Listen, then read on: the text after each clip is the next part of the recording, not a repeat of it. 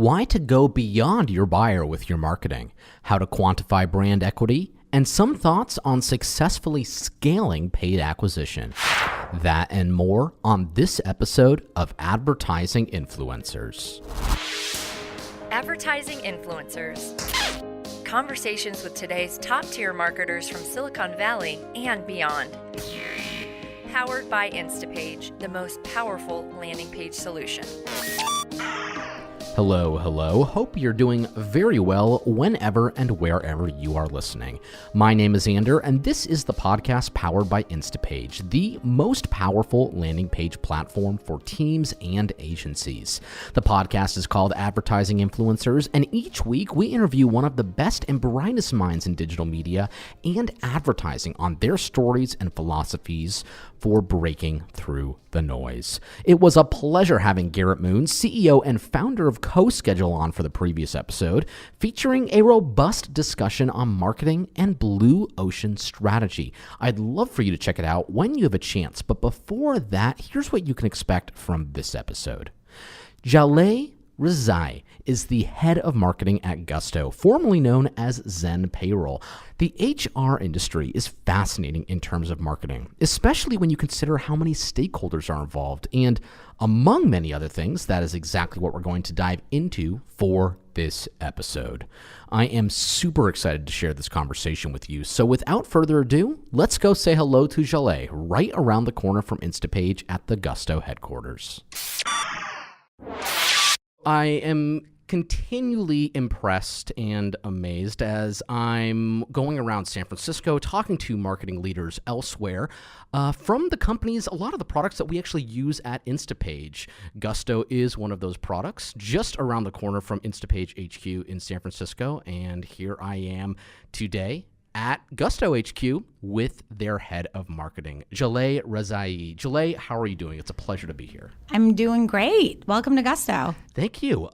You have a shoes off policy. I've never seen that before, and I absolutely love it. Yeah, our founders, this was just part of the way they were raised, and our first office at Gusto was one of their homes. And so whenever someone would come over and they would come to work, they would have to take off their shoes.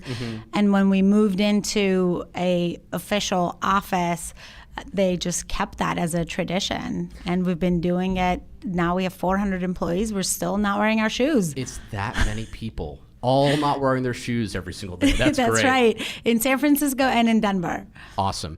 And you said we. So from what I understand, you've been with Gusto for quite a while now. I joined a little bit over 3 years ago when we had 12-ish employees. At the time that you joined Gusto, how did you view marketing?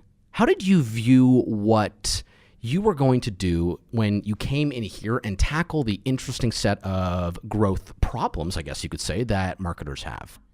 When I joined Gusto, I actually joined in a slightly different role. I was leading our API program and business development and partner marketing.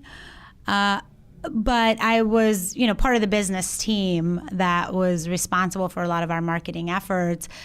In a lot of ways, in the early days, we operated like a really scrappy growth team. So our strategy was, at best, hypothesis-based A/B testing.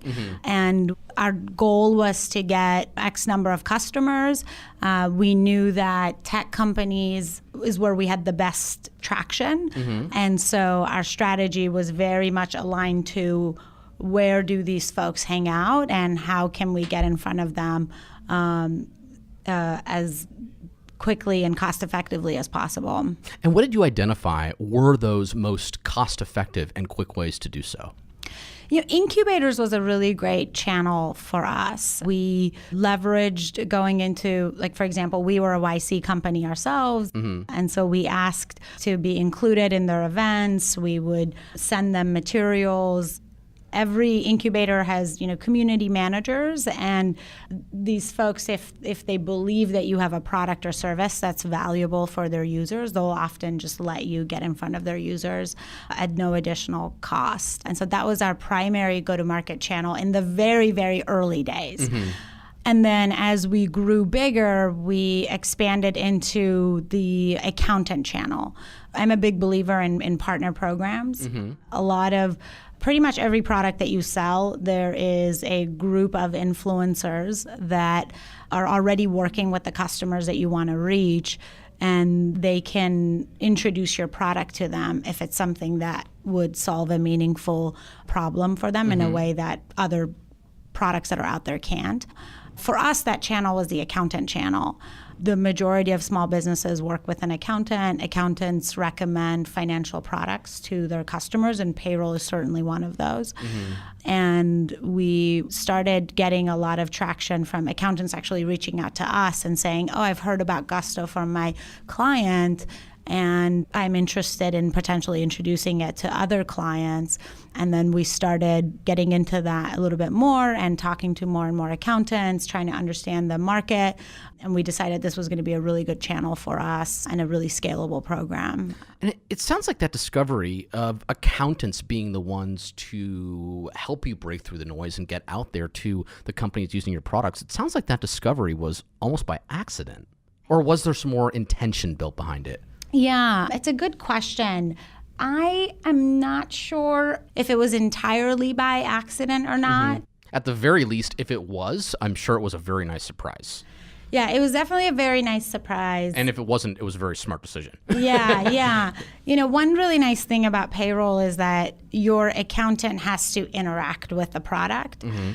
And so when you implement Gusto, even as a business owner, you end up adding the contact information of your accountant, and your accountant then gets access to Gusto. So they are a user of Gusto in some ways. And that was the first interaction with the accountant. And from there, they would then say, I'm interested in learning a little bit more about it. I gotcha. And you're in this very unique position, or I should say the HR industry, anything that is related to payroll, anything that's related to benefits, whatever it might be, in that you have to be keeping the companies happy. You have to be keeping the accountants happy. But as somebody who gets paid through Gusto myself, you also have to be keeping the employees happy and maybe getting them on board with switching over to Gusto without having any anxiety about where their paycheck is going to be coming from. How do you address that fairly unique problem? Yeah, it's a great question. It surfaces itself in a different way maybe than the way you phrased it. Sure. You know, you implement an HR product because you're trying to take care of your employees, right? However, because HR products are sold to the business owner or the person responsible for HR, the employee over time is not considered as a stakeholder anymore by most HR companies. And sadly, the needs of the employee gets removed from the equation. This is the way that the HR industry has operated for a while.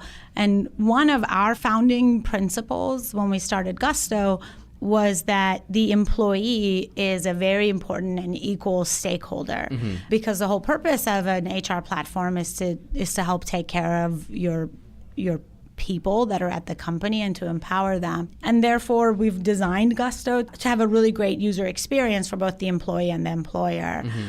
I see the employee side as a huge growth channel for us. If we build a great experience for the employee and they consider our product indispensable, when they go to their next company, they are recommending Gusto. And so it's an audience that we've cared really passionately about from the beginning. And even to this day, they are a huge advocate group for Gusto. And there are a lot of companies who discover Gusto because their employee recommended it and they used it in their previous one. I think these growth loops is something that we think a lot about. How do you think about, where does your product sit And don't just think about your buyer, but who are the influencers or the folks that touch that product or need to interact with the product, and how can you give them an experience that's really valuable and indispensable. And once you do that, then you can use those folks as a growth and referral channel for the company. The accountant channel was, in many ways, we were introducing the accountants. So here's how it would work. Someone would buy Gusto, and then their employees would get introduced to Gusto. Now these employees are now, when they leave their company, they're recommending Gusto. On the accountant side, when someone uses Gusto, they have to add their accountant to be able to get tax information from the product at the end of the year. And so we would add the accountant, invite them to Gusto, and now that accountant is aware of Gusto, and we can then nurture them and talk to them about the value of being part of our partner program. So we spend the money to acquire one customer, but then that customer has a much stronger viral coefficient because we tap into these influencer networks that are around them. That viral coefficient obviously is very, very important to how you view your growth and your marketing strategy overall. How do you amplify or maximize that viral coefficient? Is there an inbound content strategy to be engaged with the employees? Is there, are you targeting employees who are paid through Gusto? Are you targeting them in ad campaigns? What's some of the ways that you attempt to do that? Yeah. So I think it all starts with earning the right to use someone as an advocate, right? That's powerful. Yeah. And so if someone is just not aware of you and you don't solve a real problem for them, you can ask them over and over again to refer your product, and they never will. And over time, you're just going to frustrate them and turn them off to your product and service. So we always make sure, what are we doing to create a really great experience for this user? And we measure that with NPS. We're pretty religious about measuring that promoter score from the very early days. We measure it in every customer segment. So all the different profiles of folks that use Gusto, we measure it. And our goal is to be at an NPS of 80. So we tend to hover right around there in the various segments. And when we have a high NPS for a segment, then we can start to ask them, hey, we obviously solve a real problem for you. Who else do you know that would benefit from our service? In the early days, the way we did this was we would just send people emails, and they would refer our product, and we would manually manage it on the back end. We've gotten a lot more sophisticated at the way we do this. So, step 2 for us was we built it into our product. So if you logged into Gusto, you could see your referral link, and employees have the same referral link that they can use if they want to refer Gusto to anybody. We now, enable companies to connect their contacts, and we have embedded the referral flow into a few different interaction points, which we constantly test to make sure that it is relevant for the user, it's not too intrusive, and that it shows up at a moment where, you would be interested in potentially taking the time to refer Gusto to somebody else. Gotcha. That's really interesting. And I want to come back to that in a little bit, but there's something that I'm seeing out of the window of this conference room we're here in right now, and you've been here since 2013, quite a long time. You've gotten to experience how Gusto has really grown into 400 employees, as you said earlier. And when we talked on the phone, I guess it was earlier this week, one of the things that you mentioned you'd like to talk about is marketing leadership. Yeah. I am wondering how, as a marketing leader, the marketing leader within an organization, how you adjust to that kind of growth within your organization, and how that's affected you as a leader and how you see your role here at Gusto. It's a great question. One of the biggest assets that I think Gusto has is our culture. Your shoes off culture. That's part of it. Right. That's part of it. And I would owe our culture to kind of a few different things that we have done. One is, we were very specific about what are our values, as a company? So when, Josh, Tomer, and Eddie created the company, they said, what are our values as people? And those are going to be the values of our company. And when we interview folks and bring additional folks to the company, we're going to make sure that they are aligned with these same values, because you can't really teach values, you can't change them, you have them. And so that was a big part of our hiring process, our interview process. A lot of our policies are designed around those same values of, like, for instance, transparency and being a builder and thinking in a scrappy way, being an owner, et cetera. And as we have grown, we have just very deliberately invested in culture. We're known to have a pretty intense interview process, and a big part of that is not just the skills, but making sure that the person is aligned with the mission and what we're trying to do at Gusto, and that's something that they genuinely care about as a person. And so, to me, like, a lot of the role of our leadership team is to embody those values and to be a good role model to everybody else on the team. Specifically around scaling, when it comes to scaling Gusto and the marketing team, I took on the marketing team about a year and a half ago. And how big was it at that point? At that point, it was just a little bit over 10 people. Okay. Yeah, and we're now around 30. One of the things that I find that I've really invested in with the team that I think is really important for marketers is investing in the core skills that makes you successful at acquisition in today's world. And for me, like, my marketing philosophy is the same as my business philosophy, which is you have to be, in a highly competitive market, you have to be right about important things that others are wrong about. And the way to do that is you have to be incredibly creative, and you have to be first principles, data-driven thinkers. Creativity, because if you just do the same thing that everybody else is doing, it's really hard to break through the noise and stand out, right? You go to every website, everyone's just saying the same thing. You can imagine how hard it is to break through. And then first principles thinkers, because I think you have to make sure that you're solving the right problems. So I'll give you an example maybe that kind of helps bring these things together. You might be on a content marketing team and say, okay, we think our audience has a lot of questions and that they want to connect with each other. And a really good way to do that is online forums. So we're going to go around and look at different forums and then build a better forum. And if you apply kind of deeper needs-based thinking to that, you might say, well, why are customers coming to an online forum, right?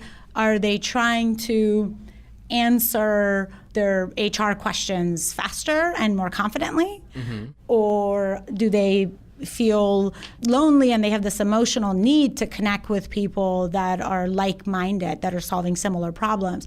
Both of those, those two things are very different, and I don't think the solution to either one of those, the best possible solution, would be a better forum. So you might take a very different path if you identify the problem more effectively.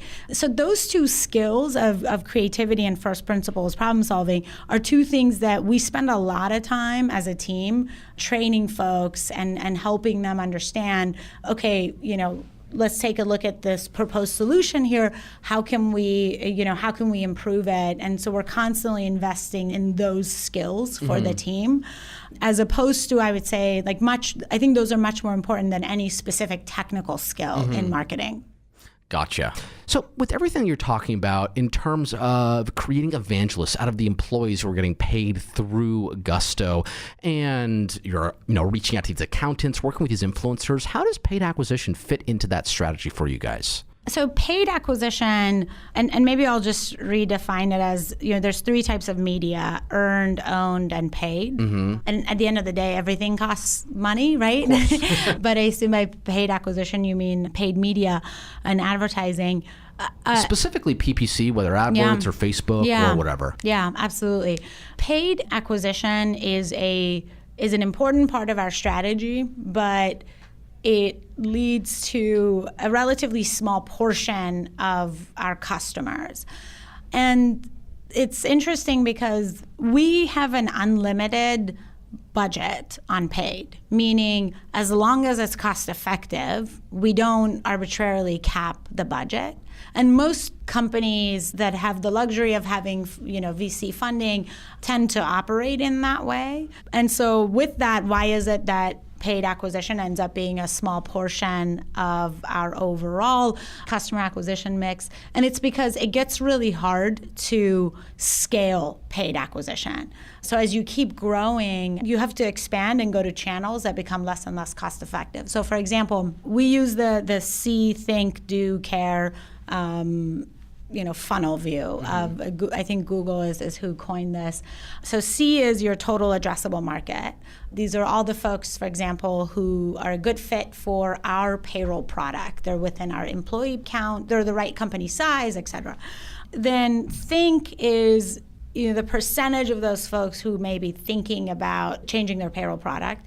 And then do is the very small percentage of those folks who are actually looking for a new payroll product, for instance.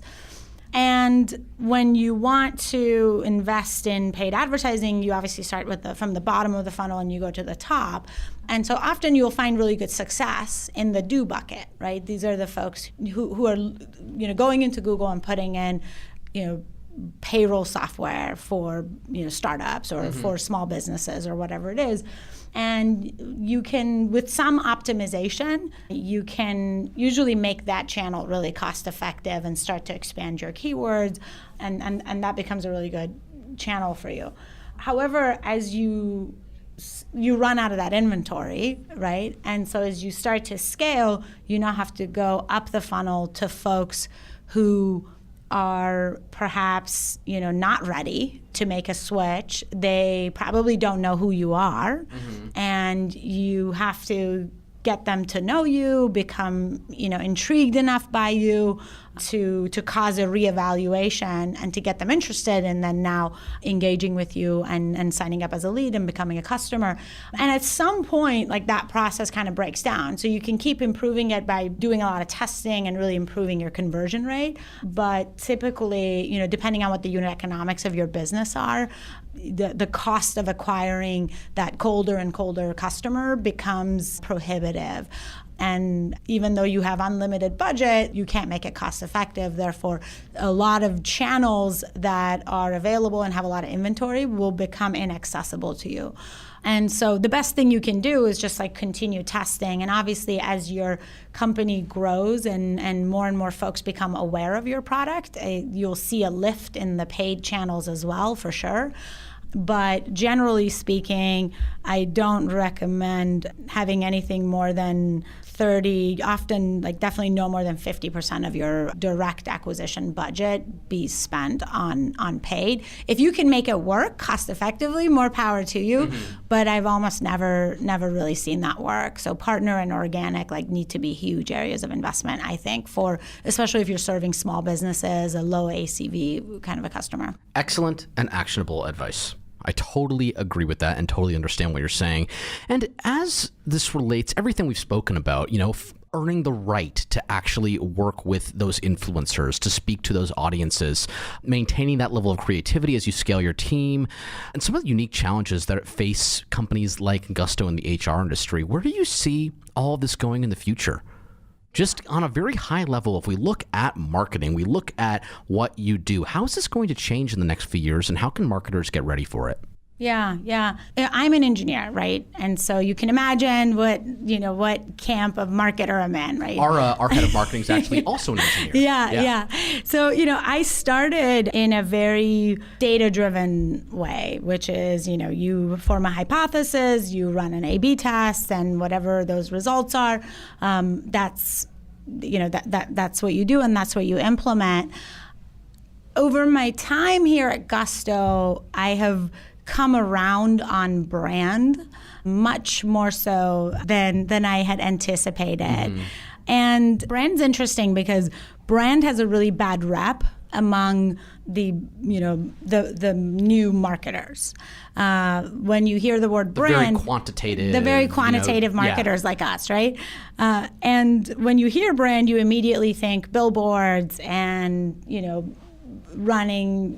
spending millions of dollars without being able to prove ROI. My definition of brand is essentially the sum of the interactions that your customer has with your company. And so a good brand just means that you have customers who love you, who can't live without your product, and who are advocating for you, and they have this emotional connection with your brand. And you actually can measure that, right? You can measure NPS, you can measure your word of mouth and virality. And so now when we design our customer interactions, we're always asking, how can we do this in a way that forms an emotional connection with our customer? By showing them that we care about them, that we appreciate them, we understand them, and that we're really on their side. So now I care a lot more about things like, what is our brand personality, and how are we showing our love towards our customers, and how do we tug on the heartstrings? Right, yeah. Exactly. And how do we make sure that this is consistent across all of our interactions? And when you design from there, then you can use data to measure the effectiveness, right? Is our brand resonating? Do people feel a connection to the company? Are we inspiring that loyalty or not? And so now I would say I've become, in some ways, I would consider a much more well-rounded marketer, in that you understand the value of the brand, but you're still data-driven and you're applying those same principles to the brand side of the house. But that's been a great development for me. That's awesome. Love hearing the personal stories, especially from people who are working with such cool organizations like this. And on that note, we are running short on time, and I want to respect the very busy schedule that I imagine you've got going on here. What is something that we as marketers, what is something that we can do just to make marketing better, the marketing community better as a whole, or to help out Gusto? Obviously, if you are already using Gusto, we should tell all of our friends how happy we are to get our paychecks. That's from right. you guys. To me, marketing is one of the hardest functions in a company to build, right? Because you need your quant side, you need the qualitative, creative brand side. And I think being clear about what the role of marketing is really important. A lot of times when people hear marketing, they just assume it means you generate leads. And I think good marketing teams should be influencing a lot more than that. You should be thinking holistically about the funnel. So we define, our mission here as help our customers discover, adopt, and evangelize for Gusto, which means that marketing is involved at every stage of the funnel, all the way from becoming aware of us, to evaluating us, to using the product, to then later buying additional products from Gusto and driving evangelism for Gusto. And I think when you define marketing in that way and really incentivize your team to be excited about revenue and the short and long-term growth of the company, that's when marketing can earn a much bigger seat at the table and be part of setting the strategy of the company. Awesome. Jaleh, it was excellent being here, coming to your office. You're right around the corner from us here in San Francisco, just south of Market Street. And it's been a pleasure being here. So once again, thanks for coming on the show, and I'm sure we'll talk to you soon. Awesome. Thank you. Here are the takeaways from our conversation with Jaleh. Go beyond your buyer with your marketing. There's no doubt that it's important to be marketing towards the primary stakeholder and the person with the purchasing power. However, it's also important to target and craft messaging around the needs of other stakeholders or influencers that are close to the target customer. Yes, it is possible to quantify the quality of a brand, at least to a certain degree, using NPS scores. Many modern marketers, especially technical professionals empowered by the vast amounts of data, find the value of a quality brand difficult to measure. At minimum, quantifying brand equity can be an abstract and uncertain process. Using NPS scores can make this much easier. As powerful as digital advertising has become, Successfully scaling your paid acquisition can be challenging as you expand your audiences and advertising platforms. However, this does not mean you shouldn't do it. All you need is the right framework. A potential framework for understanding and addressing this challenge is the See, Think, Do, Care methodology. This can help you evaluate when, where, and how to invest your digital advertising budget. So happy that we got a chance to connect on the show with Jaleh, and it was really cool to check out Gusto's shoe-free office. I thought that was really neat. But seriously, her thoughts on scaling your paid acquisition are absolutely worth noting if you or your clients or even your marketing friends are starting to embrace new channels of digital advertising. As always, the show notes for this episode and every other episode of Advertising Influencers are available at instapage.com/podcast. Feel free to check out all of our other marketing resources as well, including our killer blog with new content almost every day, and feel free to reach out to us at Instapage or me directly if you'd like to.